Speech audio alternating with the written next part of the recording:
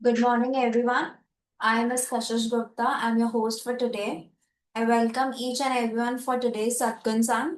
This is 25th, 52th webinar. The topic for today is overview of ESG sustainability assessment for organizations, which shall be taken by Ms. Smita Vankesh, followed by the question and answer session.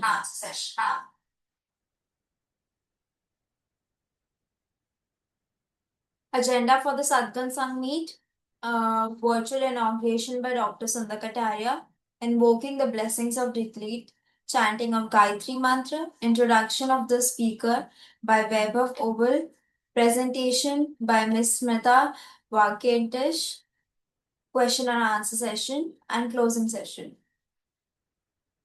Dr. Sundar Kataria. Dr. Sadgun convinced and led by Dr. Sundar Kataria, driven with a mission to evaluate the quality, safety, and environmental awareness levels of industry. Sadgun Sang is a series of educative, informative events aiming to illuminate professionalism on possible solutions to current issues of the industry and economy. Designation and organization. Chairman and Managing Director, International Certification Services. Academic qualification, Mechanical Engineer, AMIE, Honorable Doctorate, Business Management. Experience, Nuclear, RAPP. He started his career in building India's first nuclear power plant at Rauta Kota, Rajasthan. Oil and Gas, EIEL. He contributed in developing India's first oil and gas field at Bombay High since its inspection. DNV. He was head of industry and offshore development with DNV for 2 decades. ICS.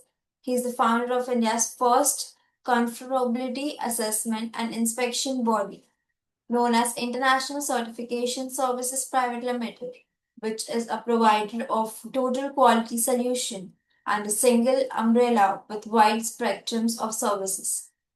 Achievements Awards. Lifetime Achievement Award of NACE, Qualcomm, received several national and international awards.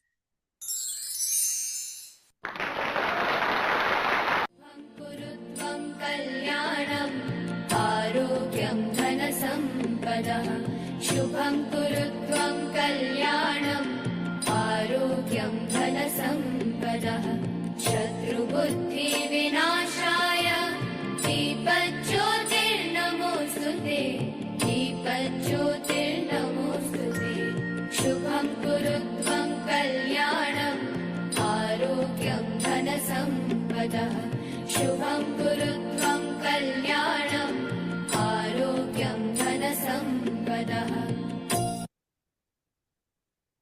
Please join us for the recitation of Gayatri Mantra.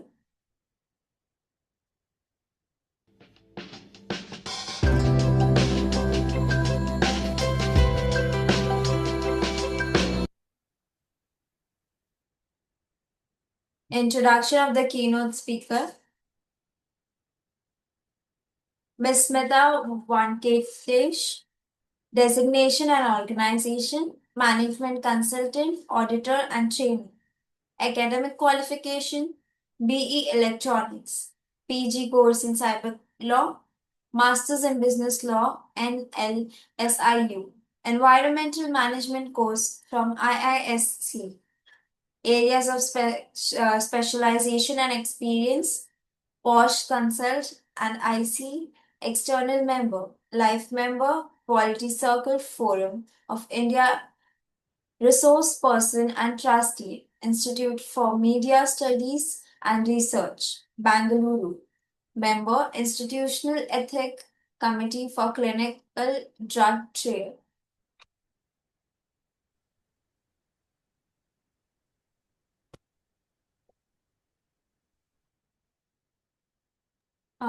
Welcome you, ma'am. Over to you, ma'am. Thank you, Kashish. So this is Smita Venkatesh from Bangalore. I think Kashish had some difficulty in pronouncing my second name. Okay. So, a very good morning and happy to be, on this Sadgun Sang webinar on the Saturday morning. Thank you, Sundar sir. Thank you, ICS family, for giving me an opportunity, yet another opportunity to share whatever I know or whatever is trendy today, right? So, the subject, I think we all know that it's been on the headlines these days for industries. And the past couple of months, one of the reasons why I picked up this topic when Shushma called me was that there is a sustainability assessment which all the supply chain has been undergoing, right? So I just thought that let's just brush through what it is and how do we address this, because in environmental management we have been doing very limited things as such. When we talk about sustainability, it takes us further deep, right? Or rather it takes us more closer to what we are supposed to target as a country or as a planet itself, that is net zero. So I will share my presentation. Okay. Is the presentation visible as slideshow? Yes, ma'am. Okay. So this is going to be understanding how we can be sustainable, because that is the future.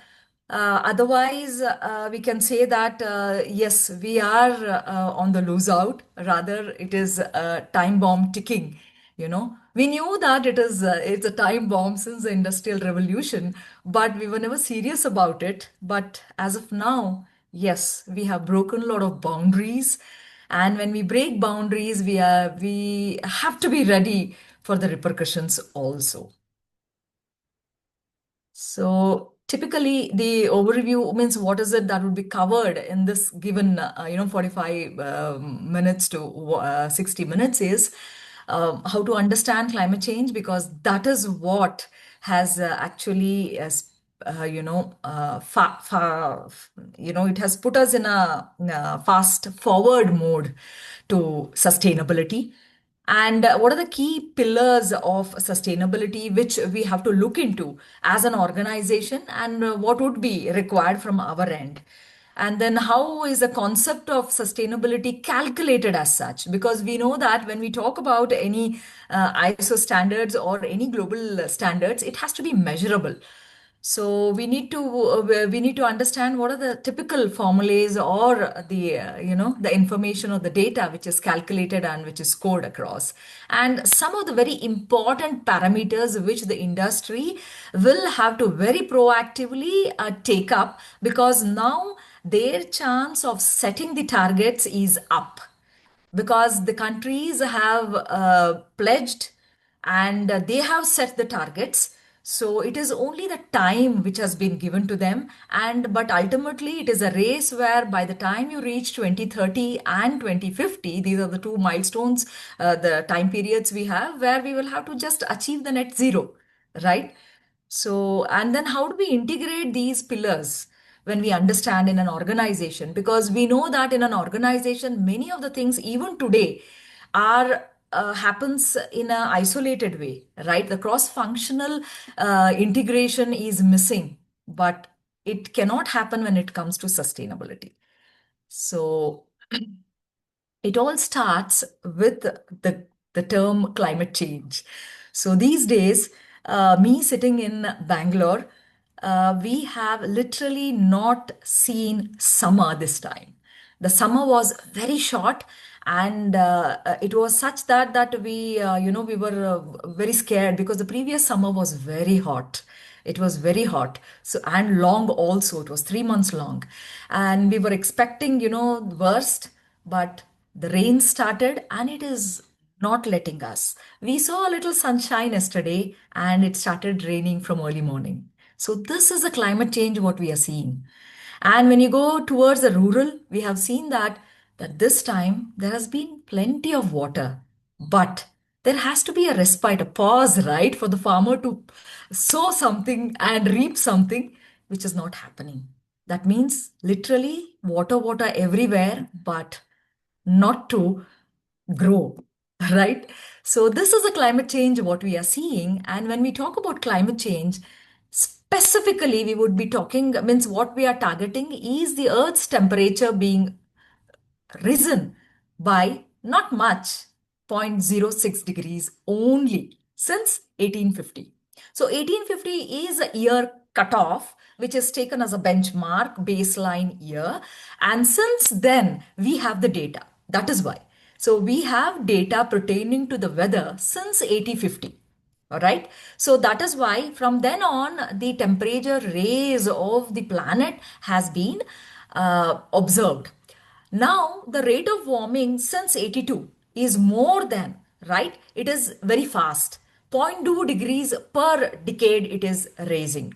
Now, we all would say that when we are seeing, I mean, typically when we had an average temperature of, let's say, 20 degrees Celsius, and today those cities have reached 40 degrees. I'm talking about my own city, Bangalore, where I think it was 16 degrees Celsius in the 80s, and now it has risen to 40. Summers we see 40, right? So, what is a great difference? Bangalore is still the what you say, the preferred destination for the whole of the India, right? So still we are cooler and still we are pleasant, and it has not had any great effect, right? That is what is a feeling we all have. So here is a small question. I just want you to just give me your guess about the temperature during the ice ages. We know there was a period on this planet called the ice ages, right? Ice ages. That means the complete earth was blanketed by ice. So if you could just type in, could you type in and just let us know? Kashish will actually just check out what would be the average temperature of the planet. 15 degrees Celsius, says an answer. Yes. Anybody else? Anybody else?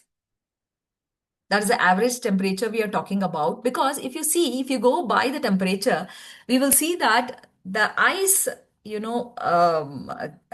solidification of ice happens only after 15 to 20 minus degrees Celsius. So people who are in the higher plains would, that is Himachal or the Kashmir region, then they would say that that is when snowfall happens, and for a certain period of time, when the temperature continues to be within the range of 15 minus 15 to 20 degrees Celsius, that is when the ice formation happens. That means the snow layer over layer gets solidified, right? Then what would be the typical temperature? Anybody else? There is only one. That means, see, if you do not respond, then I will take it as only one person is online now. The rest of the people are not online. They have just switched on, logged in, and muted themselves. And me also, so that I don't disturb you. Is that so? Is that so? You can unmute yourself and say something. This is to assure myself that I can carry on for the next 45 minutes. Yes? You can go No? ahead, ma'am. We are listening. You're listening. Yes, Okay. ma'am. Yes, ma'am. Okay. So I will park the question here because I got only one reply, that is plus 15 degrees Celsius. So I was expecting much more, many more inputs, guesses rather. Okay, 2024 was the warmest year since the global records, since 1850, as I mentioned. And it has been rising. That means it is rising from 1.18 degrees Celsius. What is a great difference does it make? 1 degree Celsius raise, as I already mentioned to you, that more than 20 degrees Celsius raise has happened for the average temperature. What difference does it make? What difference does it make? It is just that we have ice creams in summer, we buy it, sit out and eat it, but we will not be able to do that once we cross the 1.5 degrees Celsius rise in temperature, average temperature. And that means to say that you will be eating the ice cream where the ice cream was previously, that is inside the freezer box. You will not be able to enjoy the ice cream outside the freezer box. So that is a threat of 1.5-degree raise in the temperature, which we all have been battling, or at least on papers to show that no, no, we will not allow it to cross. Right? So since 2015 to 2024, we have had 10 warmest years. Continuously, the temperature has been rising. There was a small respite. There was a very small respite, and that was in 2020. And that was a year when COVID visited us or visited the planet, right? Okay. The meaning is very simple. Increase in the global average temperature, and that means the temperature is going to be higher than what it was. An increase in the duration and frequency of the extreme heat waves, which of course will cause the side effects, that is increase in humidity, and of course fast precipitation. That is how you see when a rainfall happens these days. It is that is in a given minute, the quantity or the volume of water falling down is too much. It used to take 1 hour to pour previously. Now it does in a few minutes span, right? That means it is having a potential of causing flash floods, cloud bursts. We have seen it happening in the Himalayan region, right? So summer season temperatures are projected to continue to increase. So these are some of the changes what will happen, and it will have its own impact. As I mentioned, that we will not our crop cycling also, agriculture season of sowing, reaping, harvesting, these things also will start changing, right? And a lot of things it will have an impact. These are some of the things what we are expected out of the climate change and which is already being seen in the world.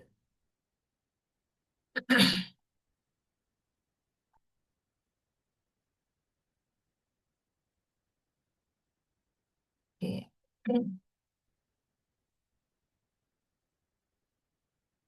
My slides are not changing. Okay. We had very recently something called the Earth Overshoot Day. This Earth Overshoot Day is something very symbolic. See, just like how we budget ourselves, for the year, similarly, the resources of the earth resources are also budgeted for the given year, for the given population, right? The resources, how much are we going to use? These resources which are available, natural resources which are available on this planet, and that budgeting, when we overshoot it, that is before the year ends, when we finish using the resources beforehand, that day, the day it overshoots, is called the Earth Overshoot Day, right? So that means we are already this year, I think we had the Earth Overshoot Day on July 24th. So July is the seventh month. So before the seventh month was over, we had already finished the resources which was budgeted for 12 months. That means now we are running on deficit, right? We are borrowing from the next year's resource. So that means to say very soon we will be in a position where we will have zero resources at all. We will not have anything. So let's go to the definition of sustainability now. We saw climate change, we saw what is the repercussions or what could happen because of the climate change. And we also saw that we have already, finished our resources for this year, 2025 already. And how do we do sustainable? That means how do we sustain ourselves when we are overshooting like this? So sustainability is nothing but it is meeting the needs of the present without compromising on tomorrow, right? Whereas Earth Overshoot Day already tells us that we have already compromised it from the future, that is the next year, right? So because we are talking here about resources which are not renewable, they are one time used, right? And it takes thousands and lakhs of years for it to again get back, like the fossil fuels. So, or even growing a tree. These days we have this, like when for development or infrastructural development, when the agencies have to clear a forest or a thick bunch of trees, they very easily do it. And they say that we are compensating by planting 1,000 saplings.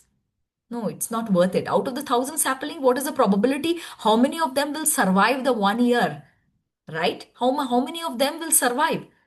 Let's say 10% of it survives. And how long does it, when a child is born, it is not useful. It is rather a liability to the family, right? It becomes only useful when it comes of age, right? An adult. Until it becomes an adult, it is not of any use. Similarly, a tree also. It becomes a carbon sink only after a span of 20 to 30 years. And what is the guarantee that you are going to save it till then? Right? So chopping off a tree which is 30 to 40 years old is very, very foolish. Anyway, so sustainable development should happen keeping this in mind. That means I'm going to construct or do any infrastructural development keeping the trees around. I think Japanese do that. Japanese don't chop the trees. They just trim the trees. They take what they want from the tree and allow the tree to live and replenish itself, regrow itself, right? That is what we will have to do. That is called sustainable development. By not compromising something, by not erasing something from the planet itself, rather than retaining it and allowing the development to happen side by side, right? That is sustainable development. And when we come to the sustainable development understanding, so we have the three pillars: social, economic, and environmental. That means whenever we talk about sustainability, we ask, see, please remember that we are speaking about sustainability only because of us humans. If there was no humans and no thrust for innovation and creativity, there would be no industrial revolution, and there would not be any threat to the environment itself, right? So we have to ask, every action, human action, you know, is it sustainable socially, economically, and environmentally?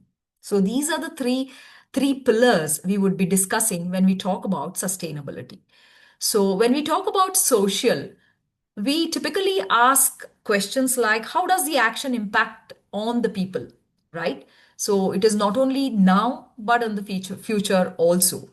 And how does it affect people's health and well-being and safety? And how does it affect the way of life? We know that our way of life is going to change, and it has already taken, it has started changing already.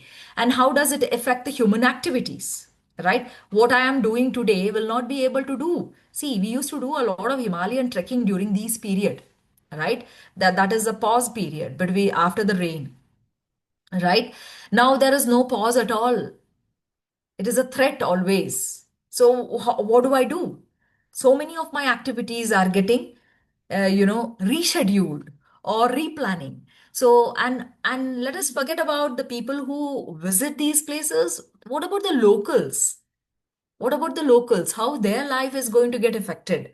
So that is whenever a developmental activity happens, locals have to be involved in the decision making, which is missing in today's world. In the name of development, in the name of employment, you cannot destroy the nature, right? And how do people suffer rather benefiting? Because whatever economical or employment we are talking about, economical benefit we are talking about, is very, very short lived. When a landslide washes off your home, we cannot call it that economical benefit by employing you, right? It is rather more a suffering. Now, coming to the economics of it, what extent the action, can create job and make money now and in the future. It's a continuous process. It is not just for that moment. And how much does it cost me? And is it affordable for me? Because whenever you do things, it doesn't end with doing things. It is about maintaining it also. So is it affordable for me to maintain it and keep it forever or for the next generation? Is it worth it? Is it economically worth it to spend so much on it? Are there going to be an ongoing cost, as I mentioned, the maintenance cost, right? And will it help in the local economic activity? Will it be a sustaining thing for it? Or it'll just be for a spurt? So how does the economy again benefit and suffer? And when we come to environment, which is most important, we should always talk about the temporary and the permanent effect it has on the natural world. We have to understand something about the nature, right? We have to understand that the human footprints, okay, wherever man puts his foot, is very dangerous for the nature.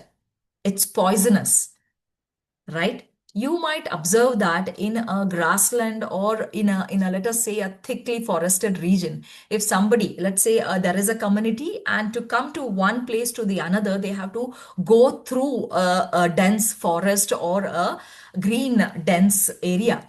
So when humans continuously start making a path for themselves in that dense region, you see that, on the path, which is called the footpath, you see that not a single grass grows, right? We have not, what you say, paved the way. We have just been walking on it, walking on that green path. Slowly down the time, it becomes barren. You will see a clear road being created. That is the toxicity of the human footprints. That is why in the natural world, that is in the wildlife, they teach that whenever they want to regrow a forest or they want to grow a forest, they barricade 5 kilometers from the place where they want to grow the forest, so that 5 kilometers, human smell doesn't reach that place. Even if it reaches, the forest refuses to grow. That is how toxic we are. So that means to say that our actions are permanent. So it is said that when we are talking about breaking boundaries, that if we are crossing the 1.5 degrees Celsius raise in the temperature, very soon the forests need not be chopped for development. The forests themselves will start decaying. That is a threat we have, right? The Amazon will decay on its own. And when a forest decays, it's a carbon sink. It is going to emit the carbon dioxide in one shot. It is like a cloudburst or the breaking of the glacier. Okay. So we have to be very careful when we talk about environmental actions, our actions, and the impact on the environment, and how it is going to affect the natural habitats of the ecosystem, and what's going to happen to the biodiversity. Because biodiversity is not about just chopping off a tree or just moving an animal or a bird species from one area. They will fly to the next tree. It is not like that. We lose the genetic pool, right? We lose them. That is how the animals get extinct. And how are natural processes affected? Of course, the whole cycle, the water cycle, what we call, will be affected. And that is the most threatened, right? So these are some of the questions we have to ask. We come to something called the TBL, right? TBL. I think if there are anybody here who have a accounts background, then they will understand what is TBL. Because ultimately whatever man does, we always equate or bring it to the level where we can understand it, and we understand only one language, that is the language of economics and language of money, right? So it has three pillars out here, and this TBL is called the triple bottom line, right? We calculate it in three parameters, that is called people, planet, and profit. Okay, that is sustainability. So this is part of the accounting system where it consists of three P's: profit, people, and planet.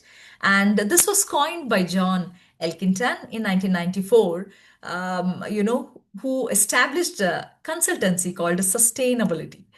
And it is an accounting framework which includes all these aspects when they are converting the effect or the impact uh, of our actions, human actions on the economics. So when we talk about ESG, E stands for environment, S stands for social, and G stands for governance. So when we are talking about environmental, we have the greenhouse gases and climate change, water management, recycling process, deforestation, emergency preparedness, and disaster management. This is what is involved when we talk about environmental. These are the key parameters.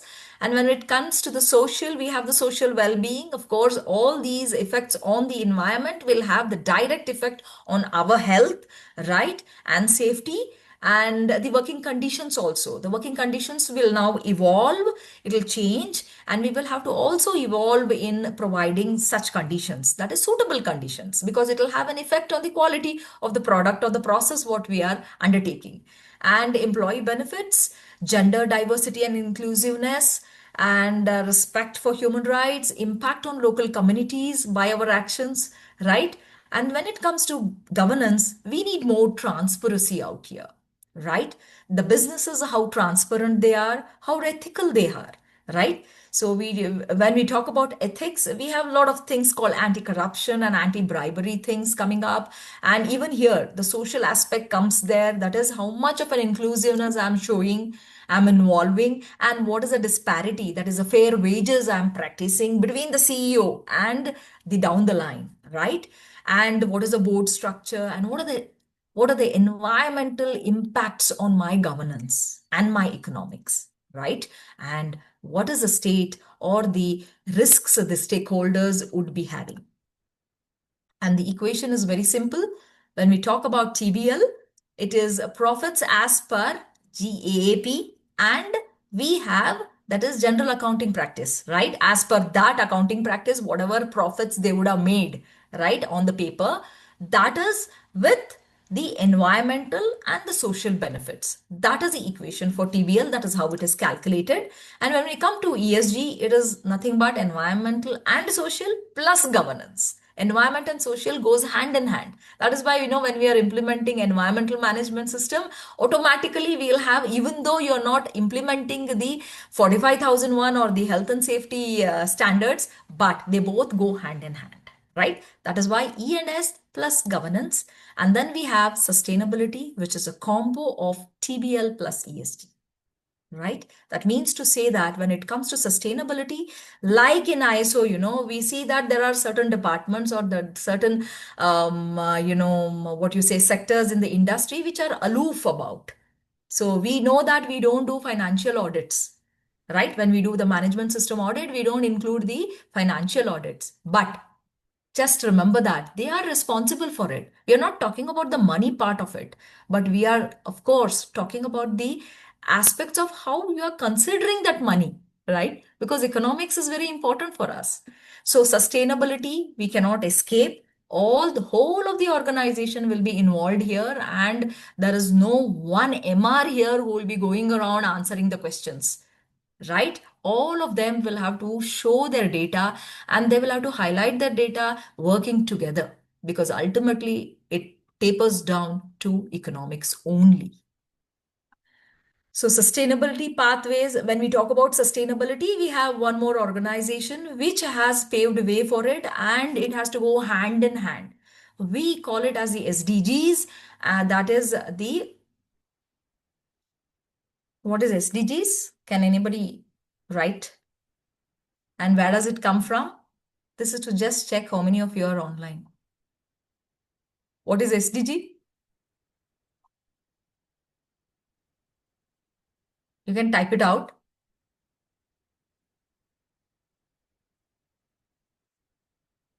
So how did the SDGs come into, okay, Sustainable Development Goals? Yes, yes. So where does it come from? It comes from the United Nations organization, where we have the 193 countries as representatives out there, and all the countries are part of it.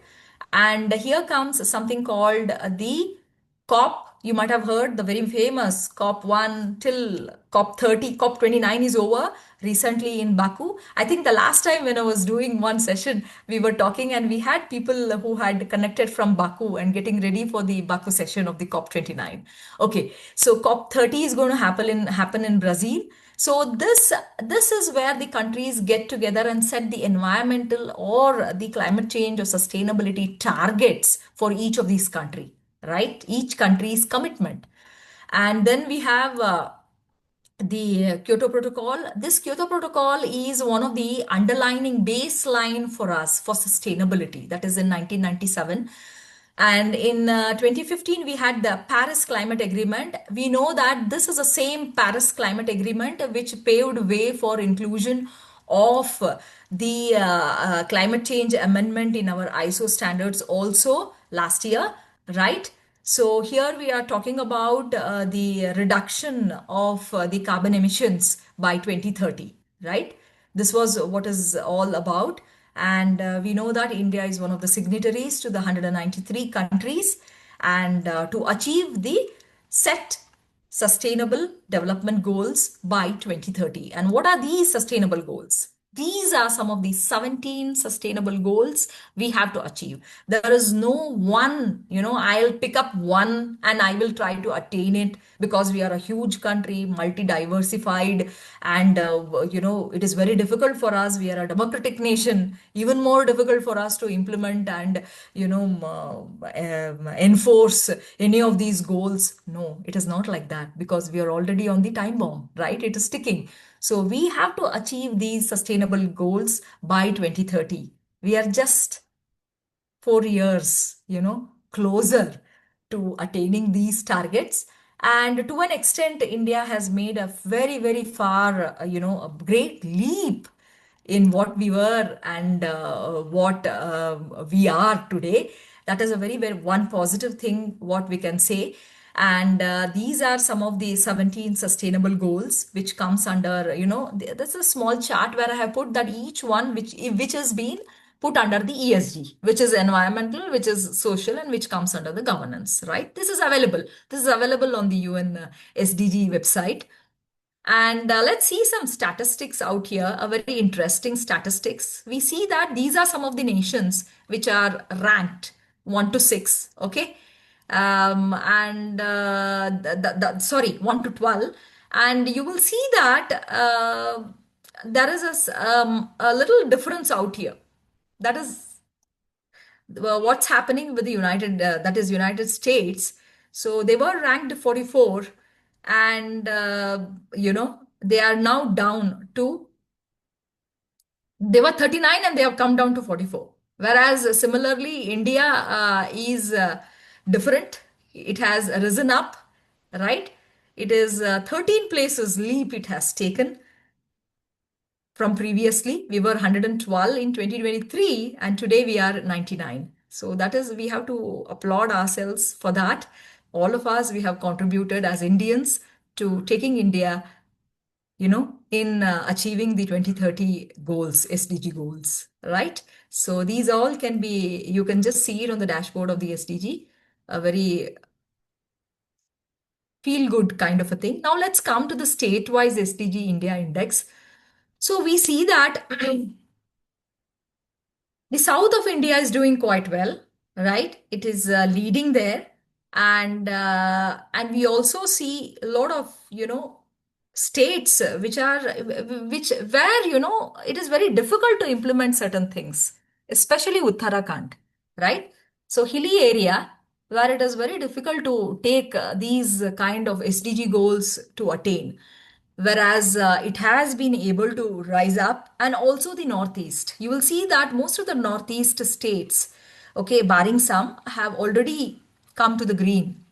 And the previous, we had a certain the last ones, what you are seeing, the Bihar, Jharkhand, Assam, Uttar Pradesh, Arunachal Pradesh, this was in red previously. Last year they were in red.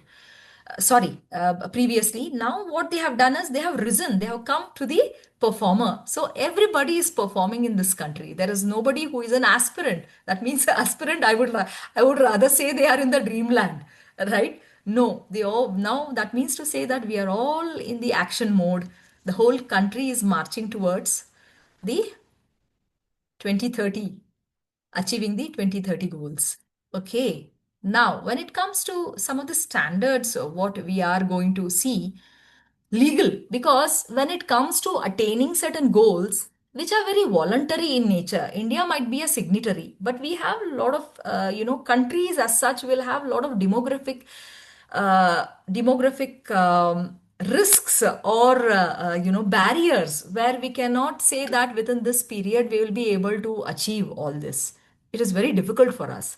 So that is when the compliances or the legal or the law of the land comes into picture. One of the very important mandate which took its existence was the Securities and Exchange Board of India. SEBI came out of this mandate, a very surprising, coming from a very surprising corner, right? Where it said that the BRSR, that is Business Responsibility and Sustainability Reporting, mandate was given on it started with the first 100, then it extended to the 500, and now it is the first 1,000 listed companies on SEBI. Now they have to, you know, submit an annual report called BRSR. Ministry of Corporate Affairs came out with a beautiful template format which you can access in the website of the Ministry of Corporate Affairs, BRSR framework, a beautiful template which includes, every angle it has taken up, and it asks you to give data there. There is no, ifs or buts or shall here. I mean, will here. There is no will here. I will do it or I would do it is not there. You shall do it is the language out here, and you have to give all the data because this is the data which will help us in framing better policies, right? Stronger policies, and also a lot of teeth to the regulatory bodies which monitor so that we can achieve our SDG goals. So, and then it also came up with the green debt securities, right? So these are some of the very positive aspects which has come out from a very unusual quarter, SEBI. Then we have the environmental laws, RBI also. Sorry, the second part, what we talk about, the debt security, green debt security, it is with the RBI. So SEBI and RBI are driving it. And then in the environmental laws, we already know, that we have these, what you say, some very powerful laws we have, and which has been implemented, and all these has undergone a lot of amendment, and as of 2024 also, right, the rules have been amended, and we have something called the carbon credit trading scheme also. India CBAM has been introduced, and it is in full swing now, right? So, when it comes to the social and governance laws, we have the Companies Act which has been tweaked. That means now, when we are talking about the CSR, that is corporate social responsibility, now these are very important issues. Here you cannot fake, because we know that to a large extent, CSR has been limited to paper washing, right? Submitting false data or false, evidences, fake evidences that the company has utilized the 2% in all these fields. No, now it is going to be in a form of a report which has to be submitted to some authorities like SEBI and RBI. So that is how it has, the Company Act also has been tweaked. And then we have the rules also, which is where, because in the BRSR report, you also have the CSR data to be provided with evidences. And then we have, because we are forging ahead with the industry 4.0, I think we are already, crossed the limit, and we know we are in the ages of AI. I think in coming days, if Sadgun Sang will be presented by a AI, is not a surprise, isn't it? So, in that sense, what we will need is digital data protection. So, that also has been enforced So we know that very recently there are some cyber requirements, cyber security requirements, which has been enforced on the MSMEs also, right? They have to fulfill these data security, data protection aspects. And then we also have the labor codes, because we know that AI will not be able to plow our lands, grow our vegetables or our grains, right? We will have to do it. So when it comes to us, then we also need to look into the labor codes.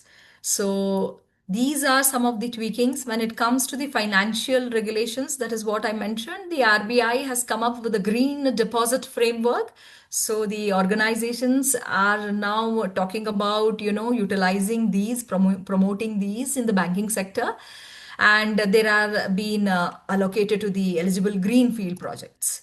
So then we have the National Guidance on Responsible Business Conduct. This was released by, that is the BRSR, which has been released by the Ministry of Corporate Affairs. And then we have also the Central Pollution Control Board taking a very central stage and coming up with a lot of monitoring aspects. Very recently, also a directive has been released by the CPCB as to how the regulatory bodies will have to monitor, and the categorization classification of the industries as to white, green, orange, red, and blue has been included. Blue category for solid waste management also has been included, and all of them will have to get themselves registered on the digital portal, which has been missing. We know that as auditors, when we go and when we are auditing for IMS, when we ask them for their, what is your category, we have most of the organizations declaring themselves, as white.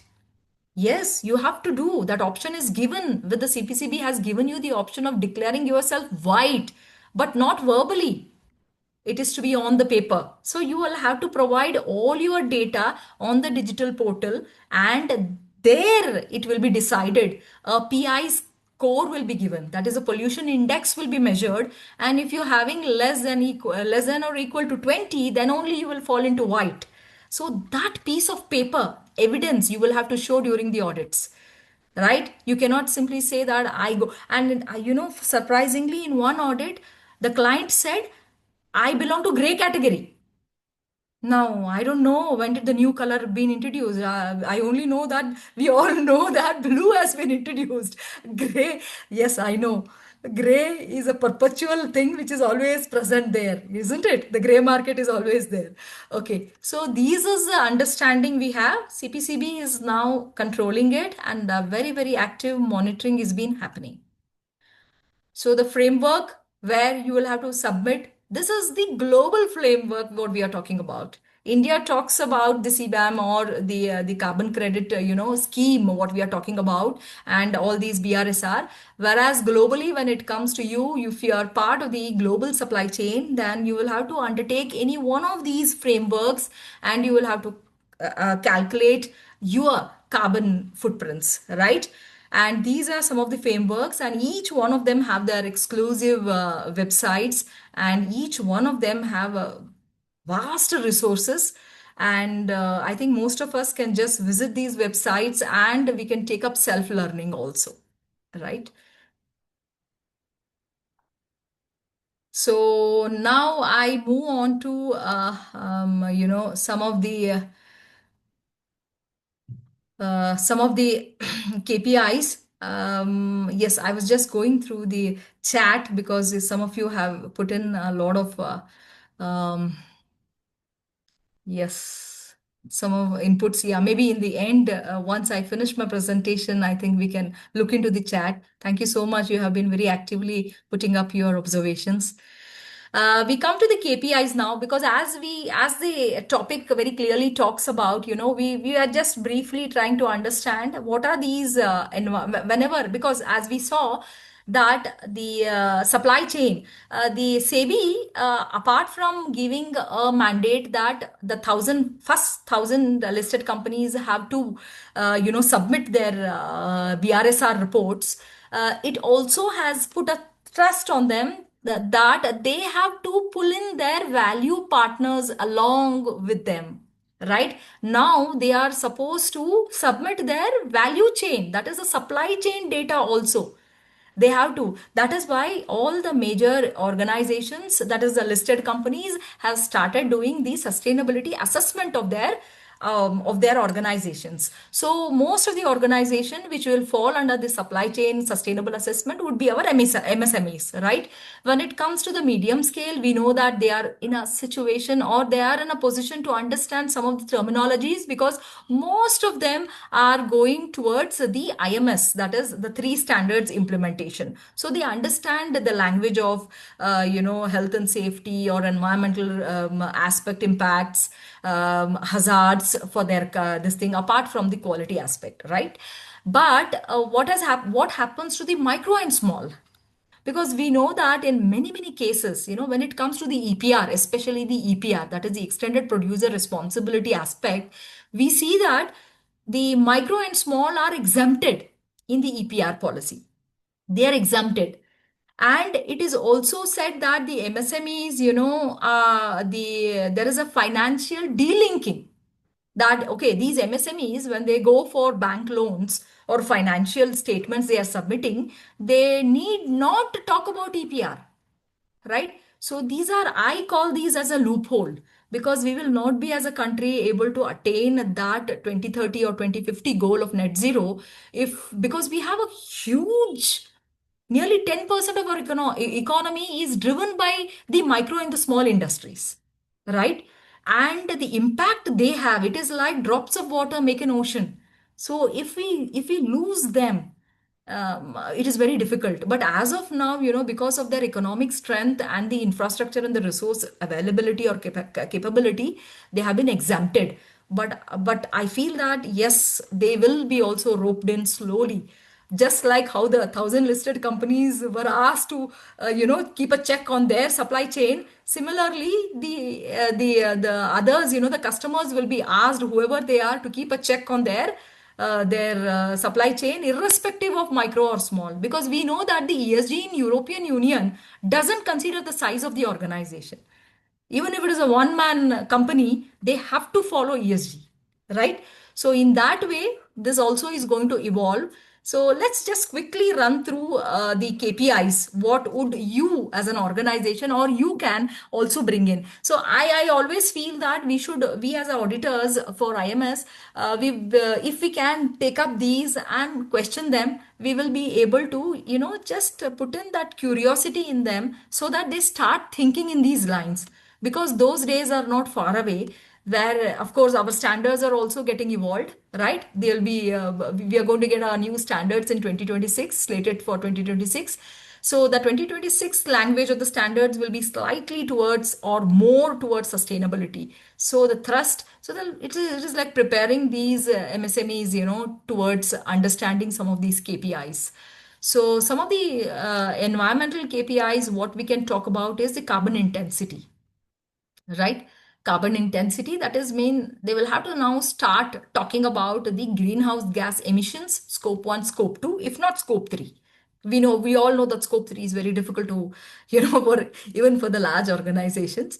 But scope 1 and scope 2, that means themselves and their supply chain, they will be able to understand what is the carbon output. And then coming to renewable energy, how much percentage of their energy consumption, they are able to take out, or suffice it with renewables. And then consumption of water.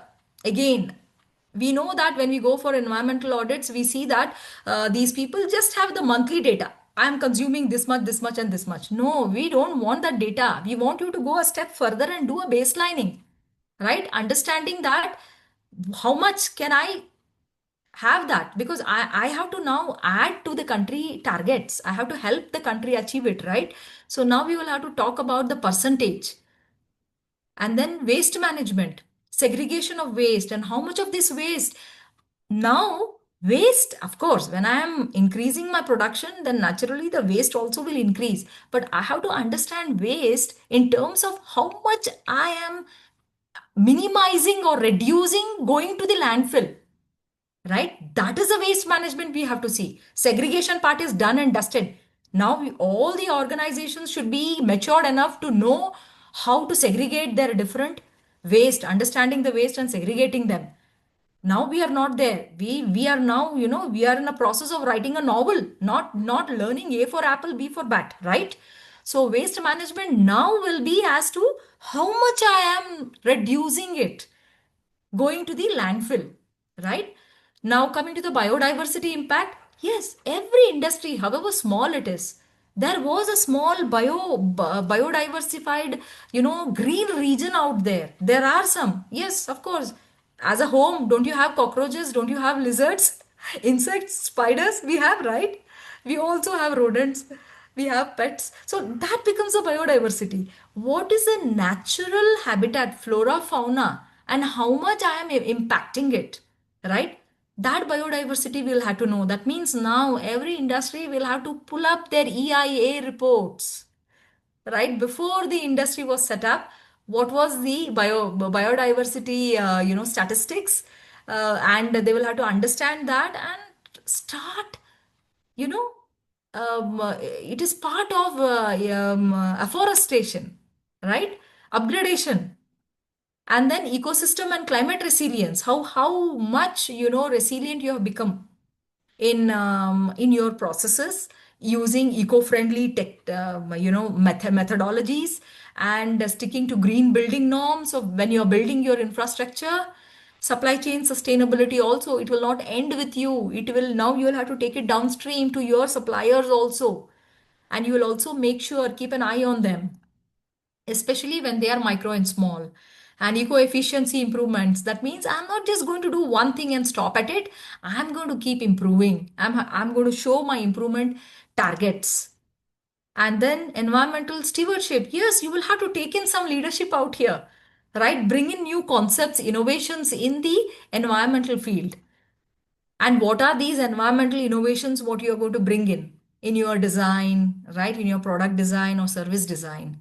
And environmental compliances, you will have to show how do you understand what are the environmental compliances which are applicable to me depending on my classification. As I said, go back and get your consents, get your category, get it on paper, and then based on that, you have to follow the environmental compliances, right? I come to one of the aspects which is not very well understood. I want to just, I took up this topic that is a water management, water footprint. So every industry will have to understand their water footprint, right? Be it a goods or a service industry. That is nothing but the total volume of the fresh water used. Please remember, fresh water used, right? For all the complete the life cycle of the process. Now in this, we have three components. The water is divided into three components, three varieties. So it is called green water footprint. So green water is that water which is precipitated and stored, right? That is the in the soil, groundwater, right? And this is typically which is particularly relevant for agriculture, horticulture, and forestry product, right? This is the green water footprint. This is a type of water, that is what we found, what the rainwater percolates and it's held by the soil. Now we have the second, which is a blue water footprint. That is what we use in the cities, right? Water derived from the surface of the groundwater. That is the river water, the lake, the ponds, this, and the wells. That is the groundwater. What we have, the bore wells or the open wells, what we have. This is called the blue water, right? Which is very, very susceptible for contamination, right? Green water is not, whereas blue water is, which will be affected by all our human activities. And then we have the gray water footprint, that is the contaminated water, the which is cleaned by the ETPs and the STPs, and it is reused. So this is the gray water footprint. So when we are talking about water management, every industry will have to first understand these three aspects, and they'll have to give in numbers as to how much they are using each variety, right? So because the next war is going to be on water, right? So this is a simple the statistics what we have, and we see that our country is already in the orange region, that is more than 40% stressed out, right? Our country is totally stressed out. So this is the now, what would be the KPIs? Reduce water consumption. How will you do it? Yes, improve your design, right? Increase the recycle water usage and do lot of rainwater harvesting. Please, rainwater harvesting doesn't mean that catch the water, rainwater and put it under the, leave it in the soil inside the earth. No, that is not rainwater harvesting. Because earth has this. Earth doesn't take unwanted water. It takes only as much as it can absorb. After the rest of the water, now it lets out. It gets into the sewage only, right? So it is good if you can collect the rainwater and use it in your process instead of taking fresh water, right? That is the rainwater harvesting we talk about, and improve your water sanitation and ensure the water quality is fit for purpose, right? When we are talking about fit for purpose, please remember not only for production quality, but also for human consumption and for the flora fauna. So this is what we are talking about. The every product has a cradle to cradle or cradle to grave life cycle assessment, what we would understand. But now we know that our waste management will now talk about cradle to cradle. That means I am not throwing away or not throwing it inside the earth as a landfill, right? And material resource reduction will have to come down before a specific date. Now you will have to bring in that date, very important, right? We will not simply talk about 5% reduction, 10% reduction. Some of them have gone to 1% reduction. They are saying that we will continually improve. Now we will start stepwise. So we start with 1%. Please, we have crossed that boundary. We are no longer 1% is going to save the planet, right? We have to start with 5%, but give a date. And that date will not be 5-year plan. Okay. No Panchavarshiya Yojana here. Adopt practices that promote efficiency, switching to less impacting materials, right? Eco-friendly, when we talk about eco-friendly is very, very wrongly interpreted. We have something called biodegradable and compostable material out here. We have to understand the meaning of both. What is biodegradable and what is compostable?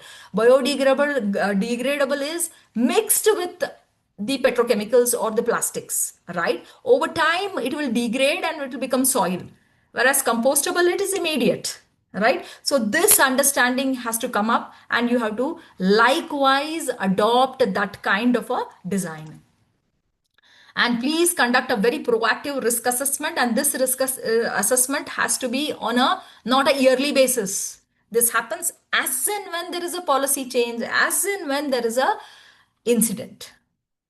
And total waste produced by type, you will have to maintain the data, because we know that EPR is slowly closing in, and EPR data has to be provided every industry. For every other thing, you will have to now get registered for EPR. So percentage of operational waste diverted from landfill is what will be seen in the assessments. Please remember, they will not ask you how much of waste you have segregated and how carefully you have disposed it off to the authorized disposer. The question would be, how much did you save, right? From the waste from going to the landfill. That means I have to go to the root. That is the design part. So coming to the biodiversity, when we talk about biodiversity, this is one of the major elements they have been focusing on in the sustainability assessment. That is why I took it, means I tried to show it to you out here. Increase in the use of certified wood materials and phase out non-cycled wood by 2030. This is because every infrastructure will have to, this green building norms, right? These will have to be satisfied. Building codes will have to be satisfied. So there, certified wood materials will come into factor. Increase in local biodiversity around the sites. Understand what was there before and your actions, how it is impacting, and how we are going to do the. See, most of the time, what happens is when an industrial area is created, what they do is they will clean the whole place, right? Thousands of trees, they will just chop it off. They will just bald it, and then they will hand it over, make sites, and they will hand it over to the industries, and then they will say, now give me your green plan, right? So rather, it would be better if the industries would say that please don't chop it, leave it as it is. I am going to construct it around it. Right? I'm going to save because as per the rules, you have to retain 30% green, right? So instead of planting and showing 30%, it is, as I said, every tree will become a carbon sink only after 20 years. So retaining it would be very good. If you have a 30, 50-year-old, plantations, then that would be more effective as a carbon sink. Establishing conservation zones, right? That falls under this. That means I'm not going to touch it. Every industry should have a corner where, they will not go there. They will allow anything and everything to grow there. They are not going to do any beautification there. It is not a garden. Garden doesn't become a carbon sink, right? It becomes more harmful. You will start using pesticides, fertilizers. So rather allow it to grow, allow whatever wants to grow there, let it grow. Reduce the wildfire risks in the local community by maintaining the moorland. Moorland is something like a grassland. Okay, we have this in mind that grasslands are useless lands, right? Wastelands. No, moorlands are one of the most powerful ecosystem which actually help in combating wildfires, right? And it has a beautiful biodiversity. The range of small animals and birds it houses, it gives residence to, is big. So please do not consider the grasslands as wastelands, right?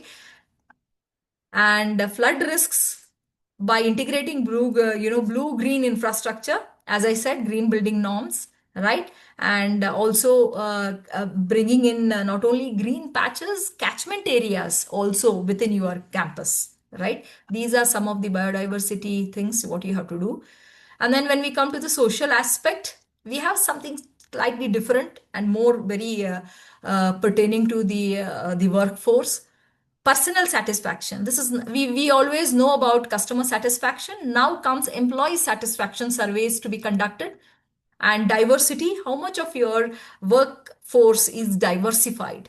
We are not talking about male and female out here. Please remember, there is a lot of other things in place. When we talk about diversity, when you go to the SDG goals, it's very interesting to note that they are going to ask you how many of the local community people are out there. Some of the areas are tribal communities, right?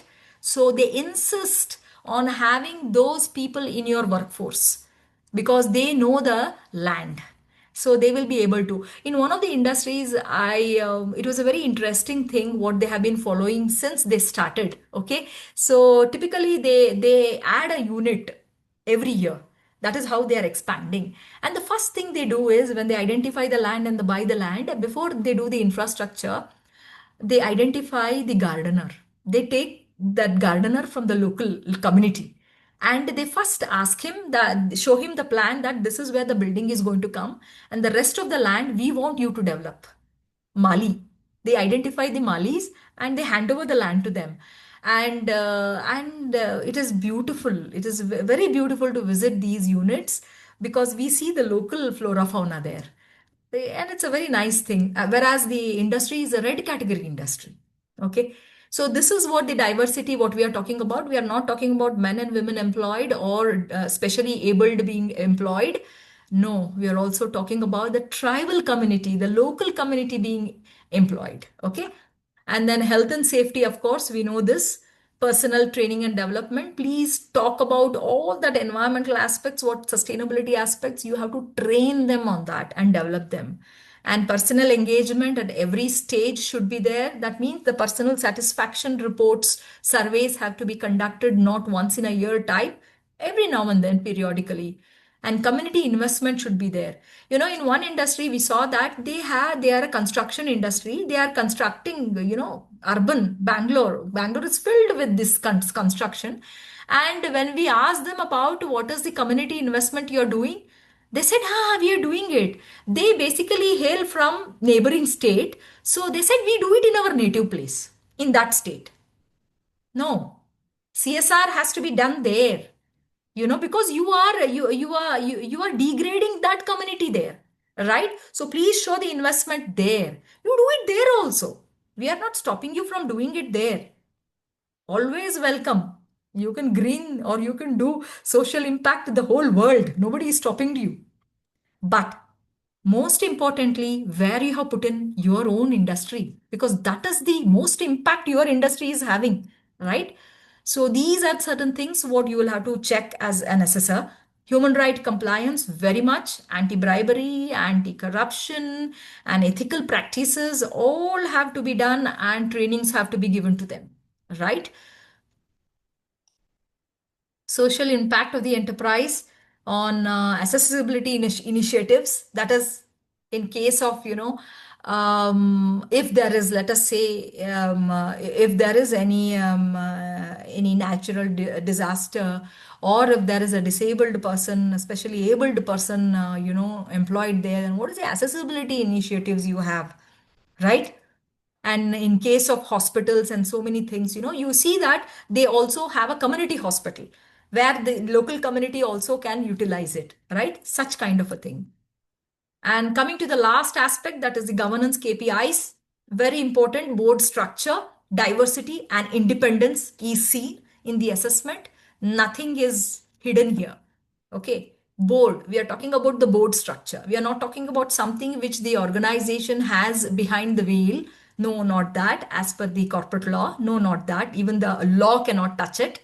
But we are talking about that which talks about independence of different categories. That is the board structure. We always have a independent director, right? So all those things, that transparency has to be maintained and seen. And when it comes to ethics, we are talking about fair wages. And when we talk about fair wages, it starts with the CEO, with the top management, right? And the other directors. What is the fares? And then you come down the line, and anti-corruption practices, anti-bribery, all these ethical practices and regulatory compliances, of course, they will have to follow it to the, you know, completely. There is no relaxation out here. So ESG related incidents, yes, all the three as the parameters you will have to take, and you will have to log in how many incidents for each of these categories. It is now not only related to accidents. And cybersecurity incidents are included in governance, data protection, and data privacy. That also will be taken up. Even though organizations have not implemented ISMS or 27001, they will have to have a very robust data security, data protection, policies in place, and they will have to show it for assessment. And whistleblower mechanisms also have to be shown, right? These are some of the things which comes under the governance KPIs for assessment. Financial implications of ESG risk. As I told you, there is nothing hidden out here. Actually, it is a step or 10 steps further than the management audits what we do. We see more of data here and more of truth out here. A very transparent kind of a audit. So it's not a greenwash. So these are some of the parameters what you will have to show if you are an organization as a assessee. And as an assessor, these are the things what you would be looking into. These are some of the major parameters. So they are part of the ESG. So we have the G in for E, water footprint and energy footprint. Circularity, how much of circularity are you, that means the 4 Rs, reduce, what you say, refuse, reduce, recycle, reuse, and all this aspect, how much you are doing, and the percentage of reduction in going to the landfill, and employee well-being and safety. And then we have enabling the gender diversity, right? Enabling inclusive development. Here we are talking about the MSMEs out here, right? We are talking not only about the organization, we are talking about the complete supply chain, right? And openness of business is very important out here. So we are talking about here how they will also have to show data on the related party transactions. Many organizations have sister concerns, right? Or some of the founders or the directors will have their own other companies. So they will have a kind of a transaction between them. So all those things have to be shown, right? All these things have to be shown, their loans, their advances, their different investments, All this has to be shown when it comes to sustainability assessment. So these are some of the parameters. And yeah, we literally come to the end of this particular presentation. And it is a vast subject. I know that I am just giving an overview, a bird's view of this particular topic.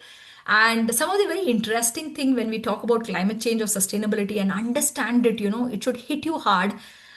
Is one of the very beautiful suggested readings is our very much own IWA 48 ESG guidelines and IWA 42 also for net zero. Both of these guidelines are freely available, downloadable. You just have to sign in and it will be printed in your name. These two guidelines are very, very beautifully written and very beautiful read. Okay. And that has been the input for me to make this particular presentation. And then we have one beautiful documentary series by the great Sir David Attenborough, who hit his century this year. That is Breaking Boundaries, the Science of Our Planet. If you see this, it will hit hard and you will get an idea about the 1.5 degrees Celsius rise. Okay, it's a very beautiful documentary. Each one of us have to see this and then go to do the environmental audits. Okay, and then very recently, a very beautiful again has been put how the businesses, this is about waste management, how waste is created and how waste is masked, you know, and how microplastics have reached our food plate. Why it has happened so, it has been shown in this particular Buy Now the Shopping Conspiracy. I think Sunday, today and tomorrow is going to be a weekend. I think most of you can catch these two documentaries, right? So now I close my presentation and I throw open the session for discussions. Thank you very much.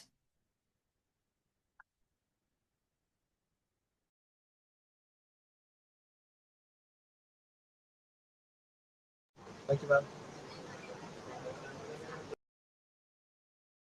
Thank you, ma'am. Madam, I have one question. Uh, you had during your presentation, you shown that slide. In that, if we are considering water consumption, this is only in case of that particular company using for that manufacturing of product or anything else also. Yes, sir. It is concerning the company only. It's only the company where that is why it is divided into three. Like they are also concerned about when we talk about the green water, that means it is a shared common, right? It belongs to the whole community. It is not the industries. So this especially, we have seen it in some industries where they draw water from the borewell. They think that they have dug the borewell on their land, so the water which comes out of that borewell is their water. So that is where I think recently the Central Groundwater Agency has been doing a lot of monitoring and asking every industry to give their data of consumption. So that green water is what is the problem, sir. We are sucking that water, which is requirement, which is a pure water. And when we talk about the blue water and the gray water, I think most of them now are getting into that concept of gray water. How much are you reusing it in your process?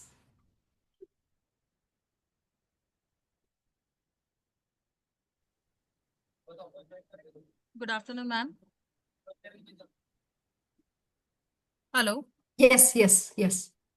Ma'am, I would just like to ask you, as an environmental management standard expert, how would you think that addressing the gaps of this will help in having a better compliance with the ESGs? Okay. I think when we, first of all, I'm not an expert. Okay. I'm not an expert. Many amongst us are, veterans out there. My only thing is that, compliance is very important. And more than compliance, awareness is more important, right?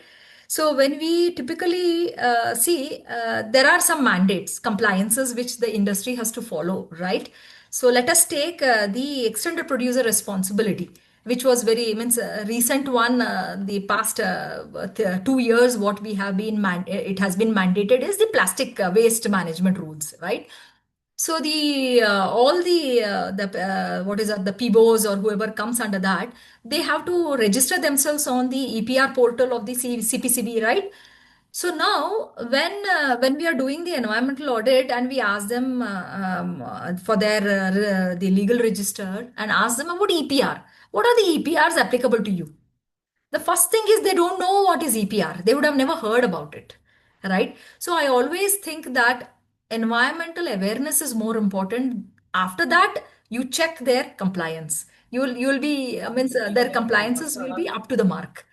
If their awareness is zero, then I think it is just going to be a audit on paper. That's all it is. As I told you, one of the industries, when I asked for the classification, the guy but showed me. He told me I belong to gray category, and he showed me on Google what is gray category. Right? That is when I got to know that not got to know, it was substantiated that Chat GPT is not all 100% true. You should take it with a pinch of salt.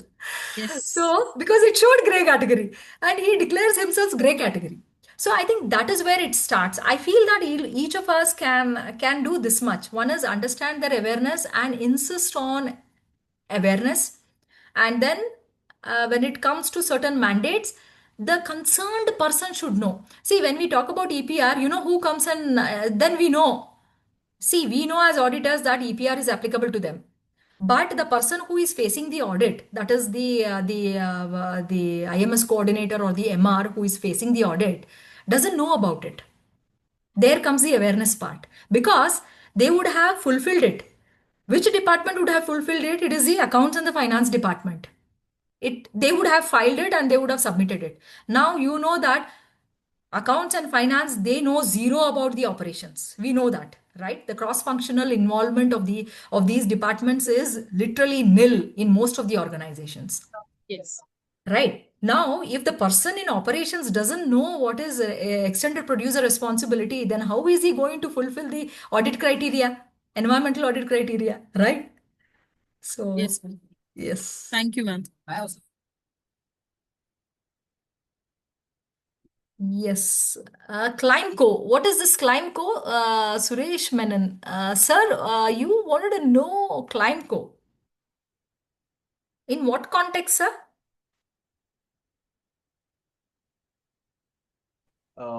In the carbon footprint Uh-huh. context. Maybe it is an organization. It's an organization which helps you in trying to, calculate the carbon footprints. Climeco. There are Okay. many, right? EcoVadis, so many are there. Interesting. Yeah. Global players are there who help you in understanding your carbon footprints. Okay, thanks. Yes, yes. Sir, Sundar sir.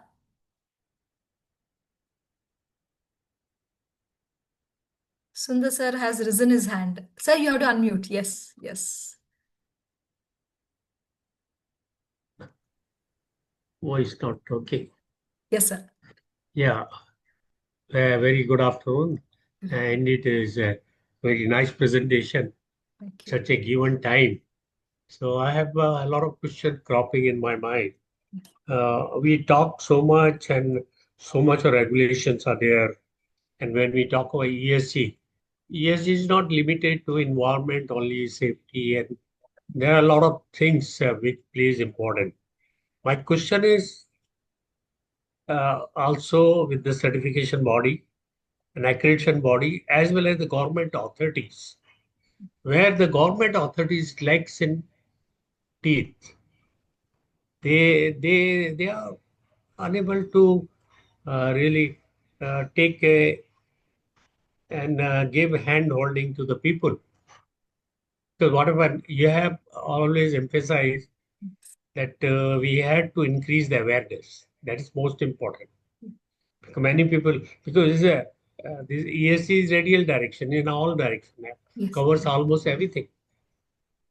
And in the context of any industries, it has to be True. taken into that particular industry. Plus, my concern was also that micro and small are not compulsory to follow the ESG. Yes. So these are the lot of lacunas which is there. So can you True, put a sir. little light on that? What is Yes, sir. your personal opinion? This is a personal opinion I'm saying. Absolutely, sir. That's what when they exempt small and micro. I feel that that is where the impact will be. You will not be able to. It's like a leak. It's like a leaking tap. The water is not going in full force, but it is dropping, and you're losing it. So, and as we know that it's a substantial chunk of our industry is by the micro and small. And one more thing is that I feel that the regulatory bodies can rope in NGOs or even certifying bodies for that matter and allow them to go and do awareness programs to industries, isn't it, sir? So Yeah, they should, because when we do environmental audit, it is a paper audit. In spirit, it is we see that very little is understood also. And why are you doing it? Because the customer is asking for it, and otherwise I'll not get the order. We cannot be in this mode of thinking anymore, isn't it? yeah, We it has to be customer driven only Yes, because that's why the awareness has to increase. yes, yes, And apart from that, these small industries, if you see, there are a lot of industries. Take example of food industries. They use huge quantity of water. They yes, use a lot of energy. yes. So why is not applicable to them? It should be applicable to them. Absolutely, sir. Absolutely. And It should be. many industries are located in the rural areas, and they use a lot of groundwater. Yes. And it is Yes. free for them, Absolutely. but It it is is free. what is That's what. affecting the environment. Yeah, but it was this industry what we audited. It was using water for their product, right? And it was using the groundwater, and it is using it freely. That means raw material is free. You're not paying for the raw material. I said, how much? And then just show your factory license where all those things, the energy, water consumption, and other things are put out. How much are you in the consent? Also, they have mentioned how much of water you are consuming for your process, and here the groundwater is used.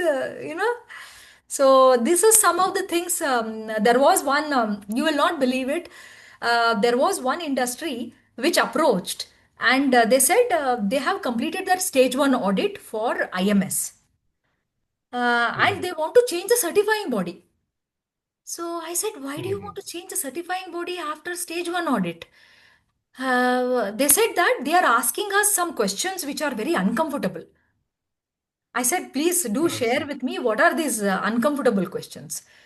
One of the question was the certifying body has just asked them their groundwater data.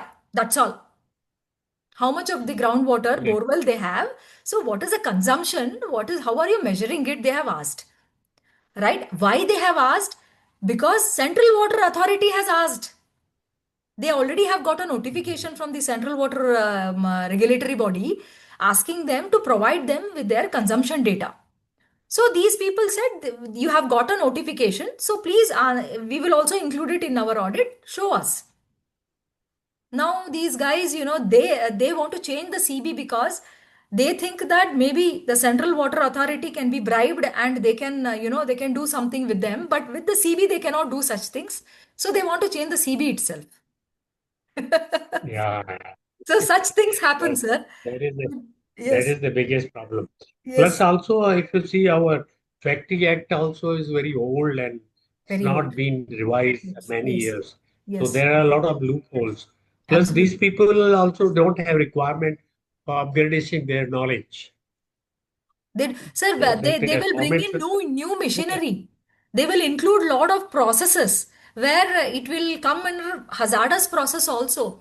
But they will never go back to the factory inspector and they update it. They never go to the pollution control board to give that update on their change in the activities. They never do that. All this Correct. comes to light when customer does that is why, sir, in many cases what is happening is if it is a MNC customer, European Union customer, they don't rely on any of these licenses or all these. They send their their team, their ESG team comes Yeah, here that's and does correct. an audit. They unearth a lot of such That's correct. loopholes. Yeah, that's correct. Yes, sir. Anyway, let's not talk. Let's have a good hope our Yeah, but system it will is improve. changing, sir. The Right. scenario is changing Changing. because of this sustainability audit, because of the SEBI mandate. It is a very, very Yeah, wonderful thing what is happening. And I have been observing these sustainability assessments, what are happening. I have been involved also, and it has been very, very nice. Now the people, the industries have become very, very serious about it. yeah. Because we Yes, had to compete the global market now. absolutely, sir. India is not Absolutely. isolated. Yes, yes. And we are Thank seeing you, that we thank are you. growing. We are growing. We are taking means in leaps Yeah, and bounds. We are growing, sir. all right. Yes, sir. Thank you, thank you. Thank you, sir. Sumit, sir. Yes, sir. How are Sir, you, you're how are you, mute. ma'am? Yes. Amazing presentation as always. I have a small question. Am I audible? Now you're audible. Okay. Ma'am, I have a small question. Do we have a direct standard for ESG? No, we have this guideline that Yeah. is So IWA what is 48. okay? It is So very, my very clear. It is very clearly, it gives you KPIs, it gives everything. yeah, so my understanding is everybody's own interpretation of their own implementation of ESG is different, is what I understand. Absolutely. Yes, Point yes. number one is in the Indian context, environment only people found it such a big liability, and people didn't want to implement it because it needed superior infrastructure changes. Yes, If you take certification scenarios, less than 10% of the companies are pure EMS certified as yes. compared to the entire QMS chunk. Correct. Now, in that scenario, we've gone ahead and got ESG, in which also the reporting is purely your own declaration. You go ahead, get some scores, put something. So what may seem that we are complying in a big way and putting reports together and people are talking and harping about ESG may not be actual ground reality.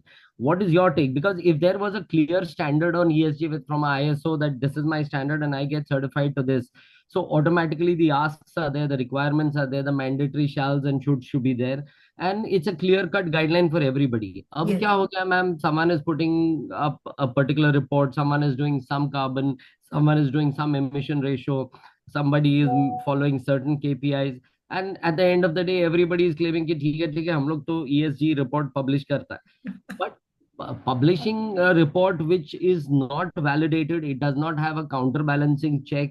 We are waiting for whistleblowers to come and blow the whistle after the awareness drive starts, where abhi to everybody is just pushing out a report.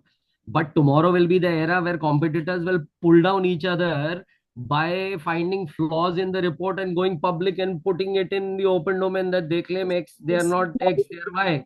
So that is happening. ESG war. ESG Yeah, war. the war will start. So I personally feel that there should be a clear standard on ESG which gives a clear certification scenario guideline, and that I think is missing. I don't think anybody is talking about it. I don't think anybody wants to push it.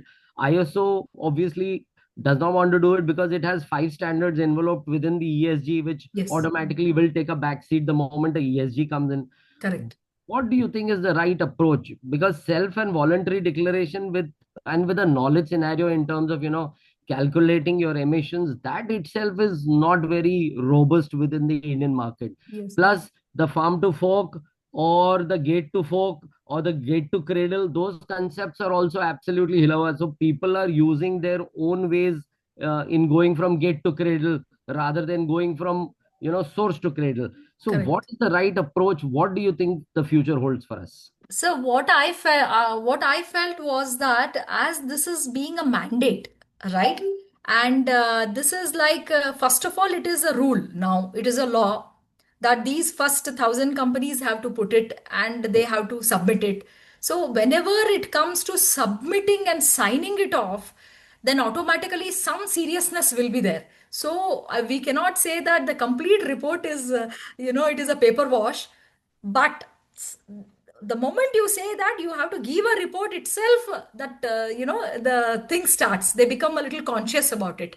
And another one is that now RBI also is part of it. Okay, so SEBI and RBI are the only, I think, language the whole economy understands, isn't it? Money is the only language we understand. And reputation in the stock market is very important for us. As you said that now these people will, have a war. Yeah, we've seen it, ma'am. Pepsi Yes, and that apparel brand, the people yes, have actually gone and put SIM cards and yes, tracing devices within apparel brands and claimed that they don't get it back. It is found in some landfill in Africa, yes, and yes, that thing went viral. Absolutely. So yes, Pepsi's had a downfall. Big yes. apparel brands have had a downfall. But India, I don't think we don't even think that something like that is happening, because what we are doing is we are probably uh, putting it up on a consultant that, okay, look here, we are not experts, we got a consultant and he gave us Absolutely, this sir. report and that's what we published. So I'm not sure that This India, is CSR also is the same thing, na same, sir. same. There are CSR consultants who will help Absolutely. you save the 2%. Absolutely, absolutely, absolutely. And my biggest worry is, ma'am, in light of the very fact that environment itself didn't take up more than 10% in a Indian stake factor. We've Yes, moved to a step where we've gone, 80% of the companies are now trying to roll out some kind of a policy. All exporters want a report. yes, So yes, all exporters typically are now running after some consultant and a report they do, we have to just yes, publish a report. yes, They are yes. not aware what they're doing, how they're doing. Point number two is they just need a report. Now everybody's somehow, कि वो ESG का bandwagon चल रहा है, and we have to get on that train anyhow, otherwise we are going to miss the big buck. But you did not even implement environment correctly. So how do you expect that you'll roll up two additional humongous standards? Because environment, I think, is smaller, but social and Social is governance big, is big, big. mind-boggling, man. Yes, yes, yes. Mind-boggling. Means it can envelope a chai being served to you, to the chai wala, to your cleaning. Yes, It can get you every dimension of your work. absolutely, sir. Absolutely. It's a very I think it's a very tricky scenario for India, the way we are progressing and how we are going to, only time will decide. But I think we need a ESG standard. So wherever you're on a forum, I think you should start pushing that we need a clear ESG standard with clear implementation guidelines. Yes, I think it should be pushed, as Sundar sir was mentioning, it should be pushed by the customer. Correct. Customer, because he has your life, Yes. in his hands. So if the customer says that I want this, then it will happen. And I think somewhere that will happen slowly. It is happening, sir, but in a very slow pace. As I told you, we have crossed or broken all the barriers. So we are in the red zone now, in the danger zone. Yeah. We need it faster than we think we need it. Absolutely, absolutely. We Yeah, need it. So, water. So we are seeing, no, it's all orange everywhere. We don't know. We yes, still don't conserve. And then abhi barish padta hai, so then we start cursing. Arey, in October it is raining. What nonsense. We're yes, not happy about anything. So we're not happy when the rains are coming in and water is getting filled.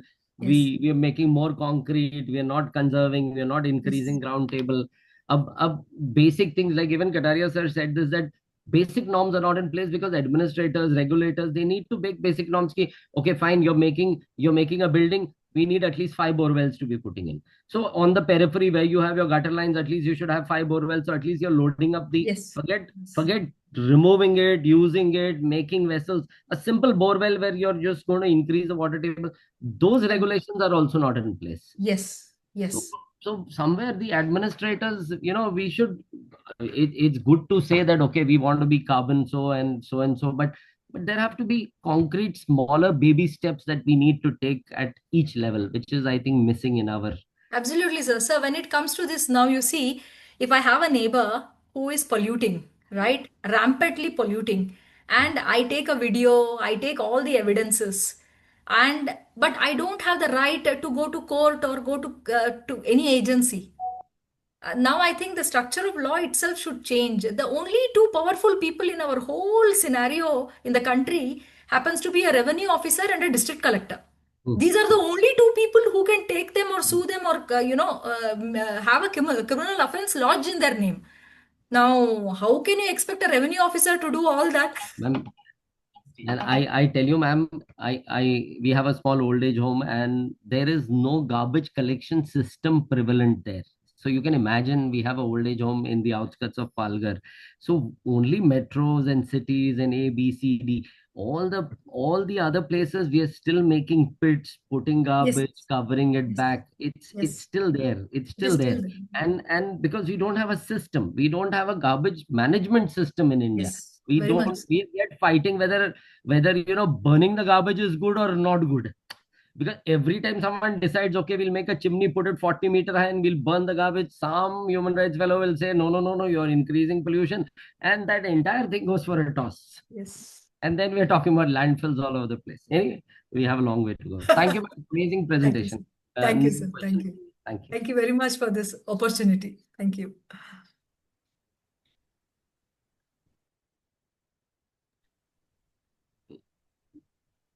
So do we have any other questions? You can kind of, unmute yourself and ask ma'am directly. Yes.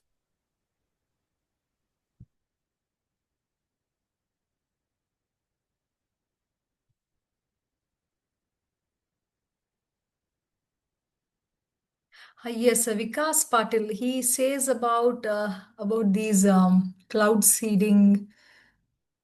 Okay. Anything man-made is bad for nature. Allow it to be natural, it will be good.